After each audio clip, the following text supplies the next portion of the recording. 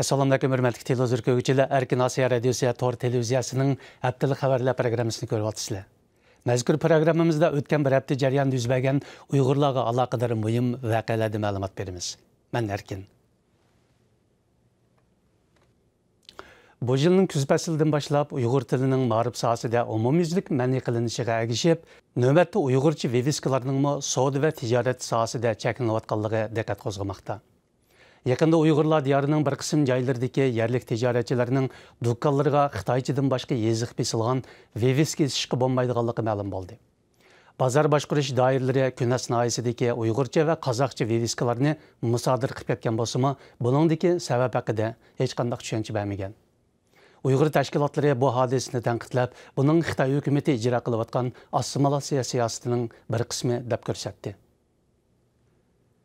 22 dekabr kuni İstanbul shahrida marhum Abdukim Xon Maqsumajining vafotining 1 yilligini xotirlash faoliyati o'tkazildi. Muajiratdagi Uyg'ur davosida sarkilik rolini o'ynayotgan shaxslarning biri bo'lgan Abdukim Xon Maqsumaji Sharq Turkiston ma'rif va hamkorlik jamiyati qatorliq bir qator Uyg'ur jamiyatlarining qurilishida muhim rol o'ynagan. Shuningdek, muajiratdagi Uyg'ur davosining kengayishiga muhim to'hfalarni qo'shgan. Murasimda marhumning do'stlari, maslakdoshlari va shogirdlari uning hayoti, ish izlari to'g'risida to'xtalib, uning Uyg'urlarning o'rligi uchun qilgan xolis xizmatlariga yuksak baho berdi.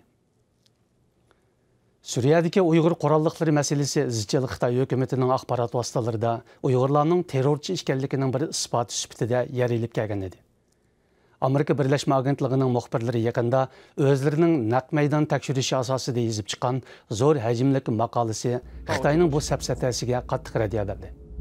Maqolada avtor bu Uyg'urlarning birdak Xitoy hukumatiga bo'lgan o'chmanlik sababidan Suriyada urush sepiga qitilib qolganligini, ularning islomiy jihad uchun emas, balki mustaqil Uyg'ur davlati qurish orzusida yurayotganligini yozdi.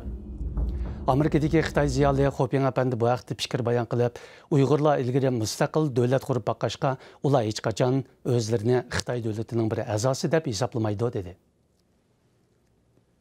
Korli shahridagi Naman Baudun o'zining Xitoy hukumatiga sadoqatmanlik bilan xizmatlari hamda bir Xitoy balini beqib olishi orqali Millatlar Ittifoqligi ulgisi degan nomni olgan bo'lishiga qaramay, yaqinda yepiq tarbiyalash markazining biriga opirilgan. Ma'lum bo'lishicha, uning Qizil tashviqot namunachisi bo'lgan ayoli bu yil 10-oyning boshlarida qamoqqa ilingan. Saqchilik o'rinlashgan qizi bo'lsa, uzun o'tmay xizmatdan haydalgan. Muxbirimizning ahvol egallashi jarayonida u o'zining oila bo'yicha kompartiya a'zosi ekanligini, ammo shundaq turibmi, o'zlarining bu siyosiy bo'ron chapqondan omon qolmaganligini so'zlab berdi. Dünya Uyghur Qurultayı 23 dekabr kuni İstanbulda Dünya Uyghur Qurultayıning navbatdagi xizmatlari va yaqin kelgusidagi planlari to'g'risida har qaysi ommaviy tashkilotlarga va Uyg'ur jamoatiga ma'lumot berdi. Dünya Uyghur Qurultayıning ma'mur raisi Erkin Akram apandi o'z ma'lumotida Qurultayning bundan keyin Turkiya hukumat organlari va ommaviy tashkilotlar bilan bo'lgan aloqani kuchaytirganligini bildirdi. Dünya Uyghur Qurultayı rahbarlari yana shu qatorda Turkiyadagi eng chong ommaviy tashkilotlardan bo'lgan turk o'choqlarini ziyorat qildi. Shuningdek, ikki taraf o'tirisidagi xizmat hamkorligi haqida suhbatlashdi. Muajiratga Uyg'urlarning milliy kimligini qanday saqlashi, shuningdek, buningga yo'shirilgan turli sabablar va natijalar haqida yaqinda bir turkum Uyg'ur ziyolilari fikr bayon qilib, o'z qarashlarini o'tirg'a qo'yib o'tdi. Suhbat jarayonida muajiratga Uyg'urlarning amaliyotda o'z milliy kimligini saqlash imkoniyatiga ega ekanligi, chet ellarda tug'ilgan Uyg'ur farzandlarining shaxsiy sifatida Uyg'ur bo'lib yashash hamda Uyg'urlarga xizmat qilishning mumkinligi haqida jonliq faktlar ko'rsatildi. Bu haqda muajiratga ziyolilar birdak oila, jamiyat va Uyg'ur jamoati zich hamkorlashsa, Uyg'urlarning milliy kimligini saqlab qolish butunlay mumkin dedi.